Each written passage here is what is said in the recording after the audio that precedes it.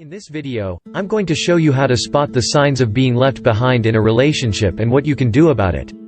My name is Sam and I'm here to talk about how you can get out of a relationship that isn't good for you. You are probably in one if you are always giving more than your partner, need constant reassurance from him or her, never feel appreciated by them, don't think they're committed enough. This list goes on. If these signs sound familiar, then it's time for you to put yourself first and say goodbye without looking back.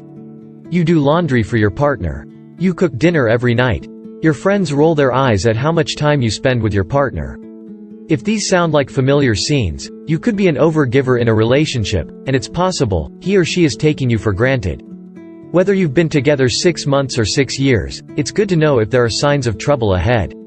The bad news? If this describes your relationship, the problem probably won't go away on its own. It might even get worse before it gets better, more on that later. First things first. Identify which one of you tends to give more and why. It might not be who you think. Overgiving can be a sign of low self-esteem. You could be the one constantly doting because you don't want to rock the boat or lose your partner. Or, he or she might be too stressed or busy to return the favors, or might not even realize there's a problem. Here are 7 signs you're giving too much in your relationship. 1. You find yourself always doing tasks for your partner that they should be doing themselves. If she leaves dirty clothes on the floor and you pick them up without being asked, you're probably an overgiver. 2. Your partner takes advantage of your generosity. It hurts when someone close to us lets us down, but it can hurt more if we never see it coming. When people are being taken advantage of, they go through 3 phases. Initially, they feel uncomfortable and want to address the issue, but are often reluctant because it might be awkward or lead to a bigger fight. They then become resentful, which causes them to make passive-aggressive comments or stop doing things for their partner out of spite. Finally, they move on emotionally. That means they've given up on the relationship, even if they haven't broken up yet. 3. You find yourself putting off your own needs in favor of your partner's. If you're not getting what you need from your partner, affection, support, encouragement, you're less likely to give him or her what he or she wants. 4. When asked about your partner, you call them okay or fine. You might think that's all they want to hear, but it could be a sign your relationship just isn't working.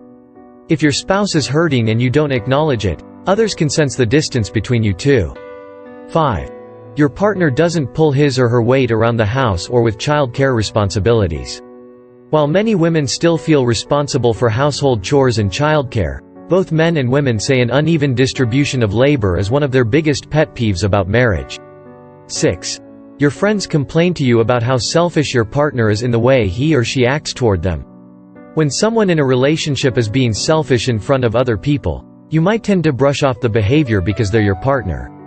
However, if it happens enough times, your friends will begin to complain about him or her. 7.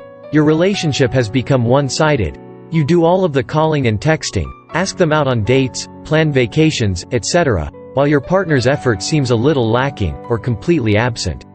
When someone is too giving without getting any back in return, resentment inevitably builds up over time. The more resentment accumulates, the less likely you'll want to be with that person. It doesn't have to stay this way though. If you think there's still hope for your relationship, consider sending an ultimatum and/or scheduling weekly date nights with your partner. If you identify with 3 or more of these signs, it's time for a serious conversation.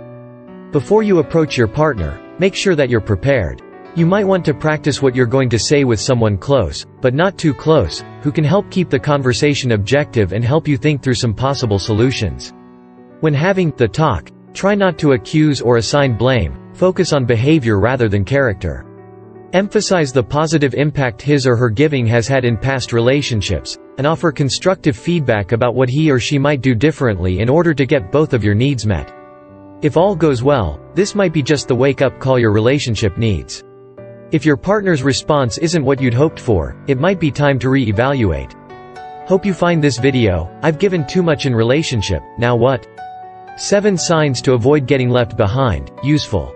And if you want more videos on highbrow, make sure you subscribe, and turn on notifications so you don't miss out on future videos. If you feel the content is useful, please hit the like button. I really hope this video helps, and if you have any questions or doubts, please leave a comment below, and we will revert back.